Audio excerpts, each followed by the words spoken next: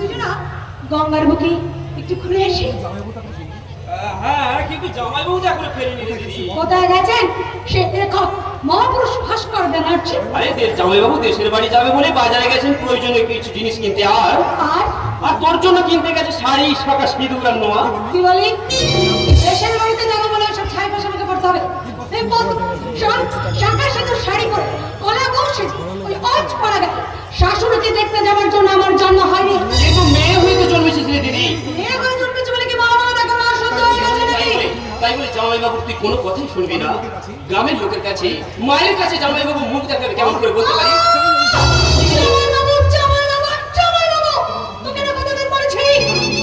জামাইবাবু শব্দটা আমি একদম সহ্য করতে পারি না।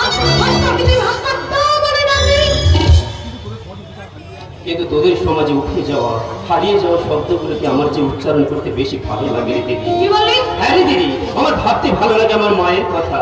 আমার যে মা স্বর্গে গেছেন, আজও আমি তার তৈলচিত্রের সামনে দাঁড়িয়ে দেখি তার হাসি মাখা মুখ, মাথার উপর ঘোমটা, কপালে জল জল করছে সিঁদুরের তেল।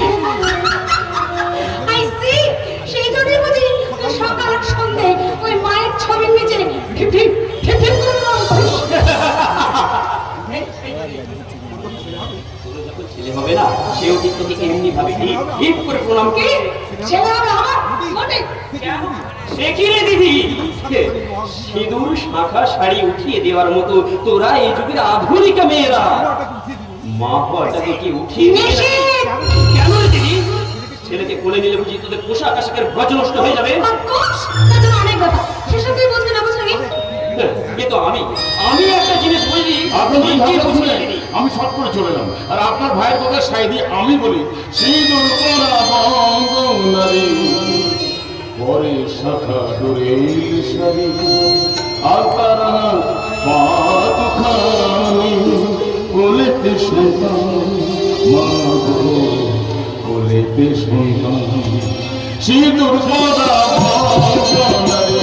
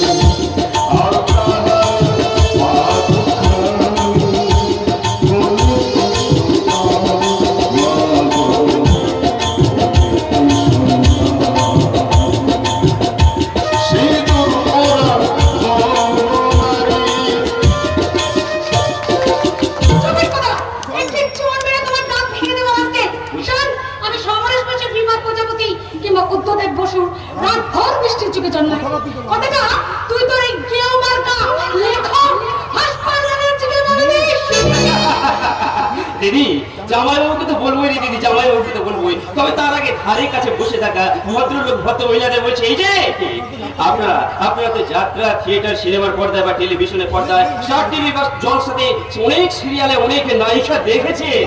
আচ্ছা আচ্ছা, আপনারা বলুন তো, আমার দিদির মতো শাঁখা, সিঁদুর, শাড়ি না পরা কোন বিবাহিত নায়িকা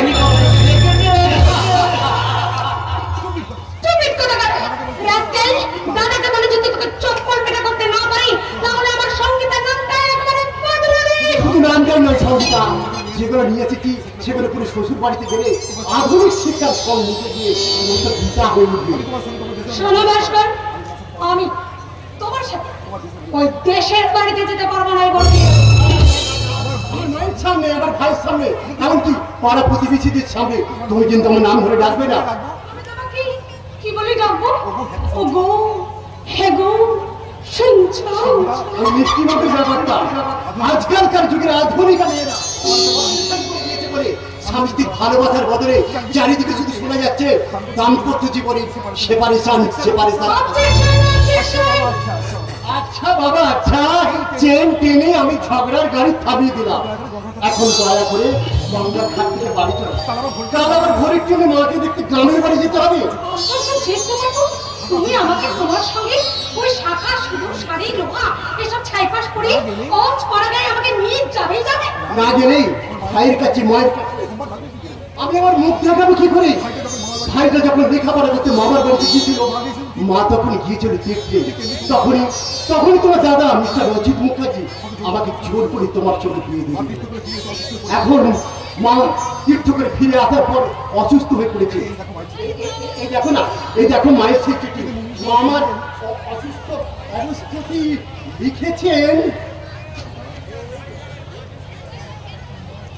খোকা, তুই বিয়ে করেছিস জেনে আমি খুব খোকা, ওরে তুই বিয়ে করেছিস শুনে আমি খুব খুশি হয়েছি বাবা, খুব খুশি হয়েছি।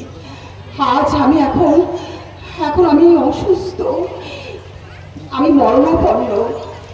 আমাকে শেষ দেখা দেখতে বৌমাকে নিয়ে তুই দেশের বাড়িতে তাড়াতাড়ি আয় ভাস্কর, তাড়াতাড়ি আয়।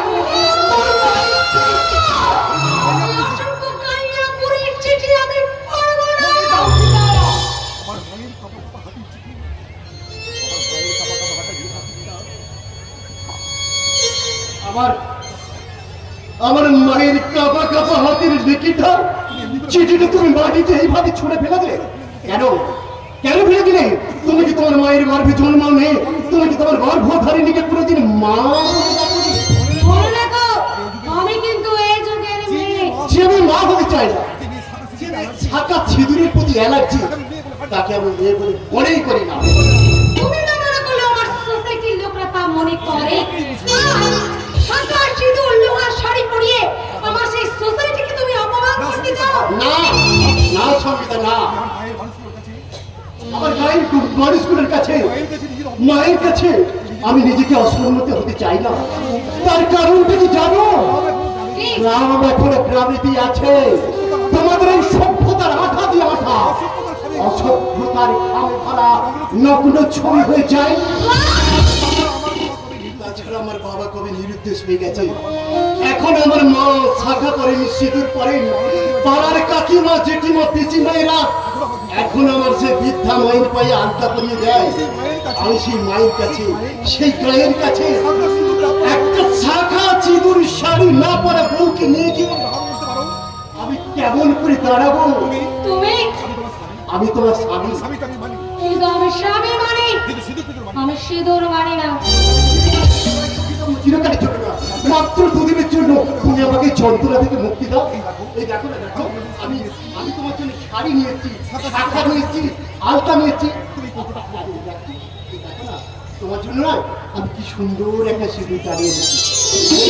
আছে সুগন্ধি সিঁদুর।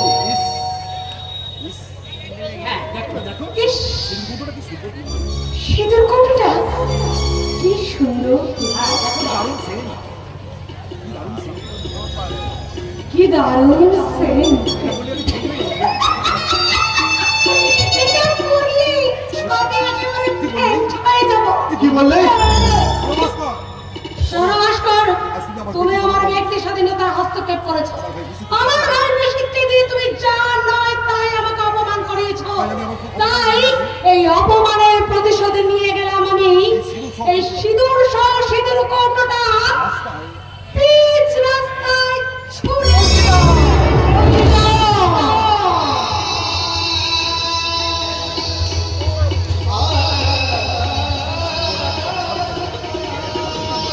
জীবনের একটি জংশন যেন কতদিন পরে যাওয়া আসা, বোবা ভাষা কথা কয় পুষ্টারি পুষ্টারি গুপ্ত রোগে দাঁতের মাজন অম্বলের অবর্থ ওষুধ অবিলম্বে সাদা চুল কালো হবে ভালো করে ছিঁড়ে দেখি ঋতুবন্ধ শীঘ্র উপশম অনাসি গর্ভপাত উলঙ্গ পোশাকের কত বিবরণ সবেদের মেয়েদের ছবি নারীর যৌবন আজ শুধুই বিজ্ঞাপনে এই কবিতাটা আমি কাল রাত্রে লিখেছিলাম আজ সেটা যে আমার জীবনে ঘটে যাবে আমি সেটা ভাবতে পারি কিন্তু কাল সকালে কোন মুখ নিয়ে আমি মায়ের কাছে যাবো মা যখন আমাকে জিজ্ঞাসা করবে খোকা তুই একা এলি বৌমা এলো না আমি তোদেরকে উত্তর দেবো মা আমার অসুস্থ হাটের রুগী শুধু হাটের করে না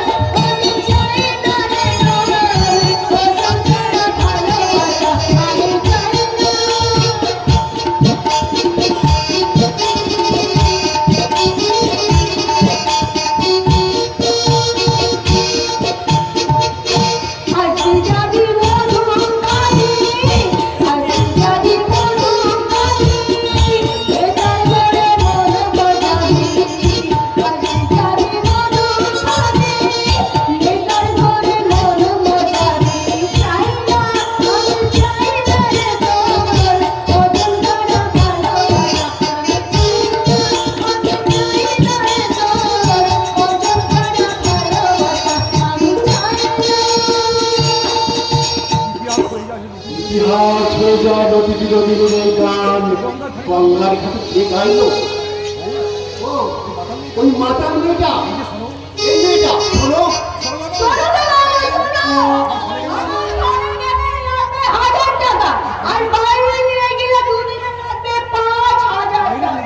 বাইরে মেয়েদের মানে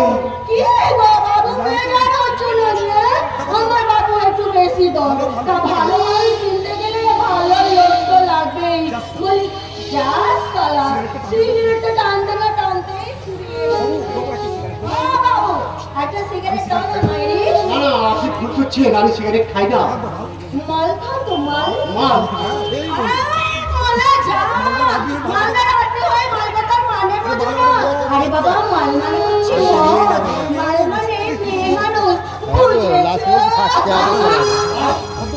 ভদ্রভাবে কথা বলো তখন থেকে তুমি উল্টো পাল্টা কথা বলছো আচ্ছা আচ্ছা তোমার নাম কি আমার নাম গঙ্গা গঙ্গা ইদরে তো কিনারে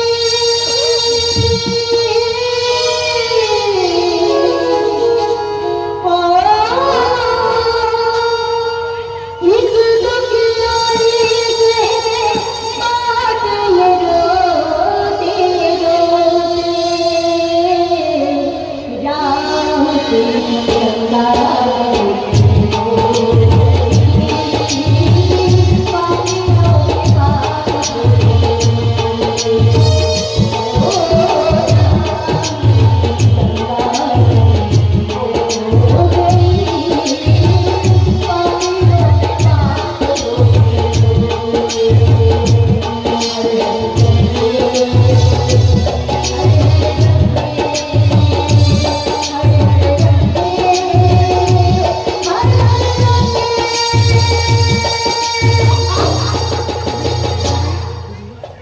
মৌচা গো মৌচা বাবু যাবে নাকি মনে উঠেছে গঙ্গামণির ঘরে না তোমাকে আজ রাত্রে যেতে হবে আমার বাড়ি তোমার ঘর? কাল সকালে তোমাকে যেতে হবে আমাদের দেশের দেশের বাড়ি? আমাদের গায়ে গায়ে? সেখানে আমার মৃত্যু পথযাত্রী মা আছেন দুদিনের জন্য তোমাকে যেতে হবে আমার বউ সেজে। আপনি কি করলেন গো বাবু? আপনি কি করলেন? একটা বনিতার সাথে আপনি সিঁদুর পরিয়ে দিলেন? হ্যাঁ, দিলাম। এছাড়া আর আমার কোনো উপায় ছিল না। আমার মায়ের প্রাণ, গায়ের সম্মান বাঁচাতে, আর এই হতভাগ্য লেখক ভাগ করবে না যে মান বাঁচাতে আজ আমার জীবনে এই দুর্ঘটনা ঘটে গেল। আমি আজ থেকে দুদিনের জন্য তোমার নাম হবে সংগীতা। সঙ্গীতা? হ্যাঁ, আমার মা দুদিনের জন্য হবেন তোমার শাশুড়ি, আমার ভাই অমর দুদিনের জন্য হবে তোমার ভাই। আর একটা কথা খুব ভালো করে বলবে, তোমরা 3 ভাই। বড় ভাই নাম অজিত মুখার্জি, মেজ ভাইয়ের নাম নিশিত, ছোট ভাইয়ের নাম সৌমিক। এখন বুঝতে পারছি বাবু, বুঝতে পারছি। আমাকে অনেক গীতা পাঠ করতে হবে, অনেক খাটুনি বাবু, আরো 5,000 টাকা বাড়িয়ে দিতে হবে। দেবো। তোমাকে দুদিনের জন্য না 10,000 টাকা। আজ সকালে আমি কার মুখ থেকে মুখটা ধুয়েছিলাম ভাষা নাই। তোমাকে ভদ্রভাবে কথা বলতে হবে, ভদ্রভাবে শাড়ি ছায়া পরতে হবে। আমার গায়ের বাড়ির লোকেরা তোমাকে দেখে ঘুরতে না পারে, তুমি আমার ভাড়া করা বউ। তুমি একেবারে ঠিক কথা বলেছো গো বাবু। আমি তোমার ভাড়া করাবো, আর তুমি হলে গিয়ে আমার ঘর করা ভাতা। আমার সেই নোংরা কথা চলো বাসায় চলো। আজকে রাতের মধ্যে তোমাকে সবকিছু শিখিয়ে দিয়ে ঘরে ট্রেন করতে হবে। এখন থেকে তোমার নতুন পরিচয়, তুমি লেখক ভাস্কর ব্যানার্জি, তোমার নাম সংগীতা।